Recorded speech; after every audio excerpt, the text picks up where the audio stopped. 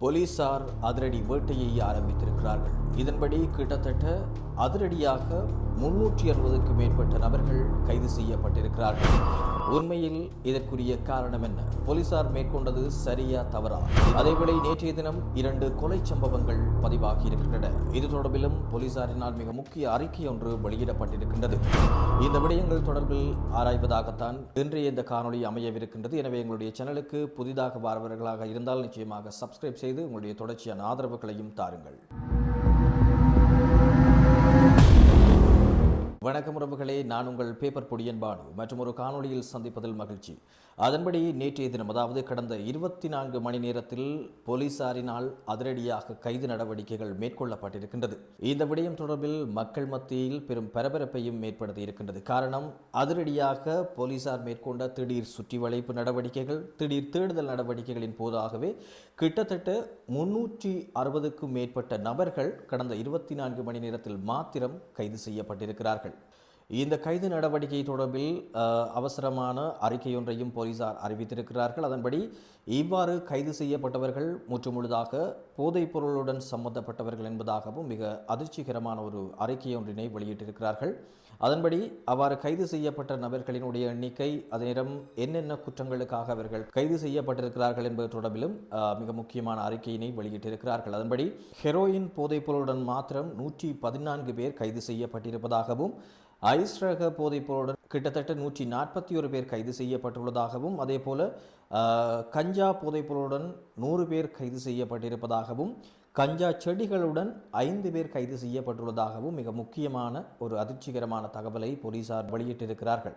மேலும் இந்த விசேட சுற்றி வளைப்பு நடவடிக்கையின் போதாக 204 கிராம் 696 மில்லிகிராம் ஹெரோயின் போதைப் பொருளும், 162 கிராம் 130 மில்லிகிராம் ஐஸ் போதைப் பொருளும், 6 கிலோகிராம் 933 கிராம் 474 மில்லிகிராம் கஞ்சா போதைப் பொருளும், 31,454 கஞ்சா செடிகளும் காவல்துறையினரால் கைப்பற்றப்பட்டுள்ளதாக காவல்துறை ஊடக பேச்சாளர் மேலும் தெரிவித்திருக்கிறார். இதன்படி மக்கள் இந்த விடயம் தொடர்பில் வீணாக குழப்பமடைய வேண்டாம் என்பது தொடர்பாகவும் காவல்துறையினர் விசேட அறிக்கையொன்றினை வெளியிட்டிருக்கிறார்கள். காரணம், பல சமூக ஊடகங்கள் வாயிலாக அதிரடியாக கைது நடவடிக்கை மேற்கொள்ளப்பட்டுள்ளது என்பது தொடர்பான விடயங்கள் மாத்திரம்தான் வெளியாகி கொண்டிருக்கின்றது. ஆனால் எதற்காக, எந்த நபர்களை கைது செய்திருக்கின்றார்கள் என்பது தொடர்பில் சரியான கருத்துக்கள் வெளியிடப்படாதால் மக்கள் மத்தியில் சில நேரம் இந்த விடயங்கள் தொடர்பில் குழப்ப நிலைமைகள் இருக்கலாம். எனவே போதைப் பொருளுடன் சம்பந்தப்பட்ட நபர்கள் மாத்திரம்தான் இவ்வாறு இந்த அதிரடியான சுற்றி வளைப்பு நடவடிக்கைகளின் மூலமாக கைது செய்யப்பட்டிருக்கிறார்கள். உண்மையில் இது ஒரு வரவேற்கத்தக்க விடயம். காரணம், தொடர்ச்சியாக இலங்கையில் இந்த போதைப் பொருள் வியாபாரம், அதே போதைப் பொருள் நுகர்வுகள் காரணமாக தொடர்ச்சியான பல்வேறு வன்முறை சம்பவங்கள் என்பன பதிவாகி கொண்டிருக்கின்றன.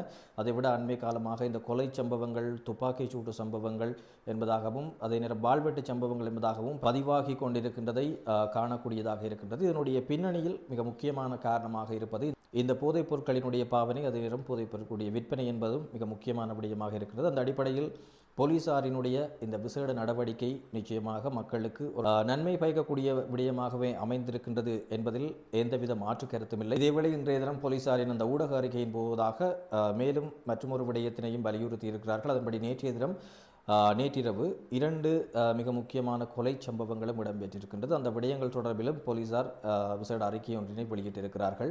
அதன்படி ரிதிமாலியத்த காவல்துறை பிரிவின் எகிரிய பகுதியில் வைத்து நபர் ஒருவர் மீது மேற்கொள்ளப்பட்ட தாக்குதலின் போது ஒருவர் உயிரிழந்திருக்கிறார்.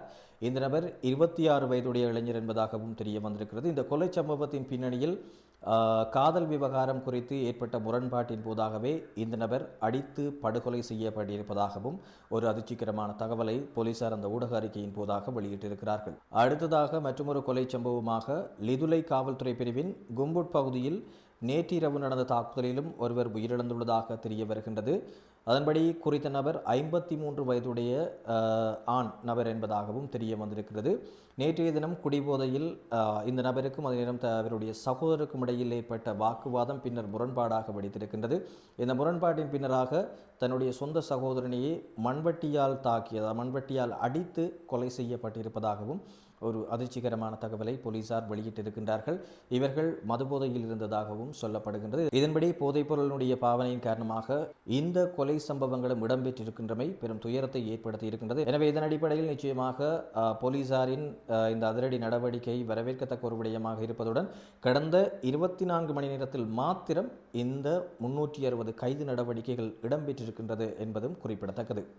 இவ்வாறாக இன்றைய தினம் மிக முக்கியமான செய்தி நிலைமைகள் தொடர்பாக ஆராய்ந்திருந்தோம். இதேபோல தொடர்ச்சியான செய்தி நிலைமைகளை அறிந்து கொள்ள விரும்பினால் எங்களுடைய சேனலை சப்ஸ்கிரைப் பண்ணி உங்களுடைய தொடர்ச்சியான ஆதரவுகளையும் தாருங்கள். மற்றும் ஒரு காணொலியில் சந்திப்போம். தற்போது உங்களிடம் விடைபெற்றுக் கொள்ளும் நான் என்றும் உங்கள் அன்புடன் பேப்பர் பொடியின் பானு. நன்றி, வணக்கம் உறவுகளே.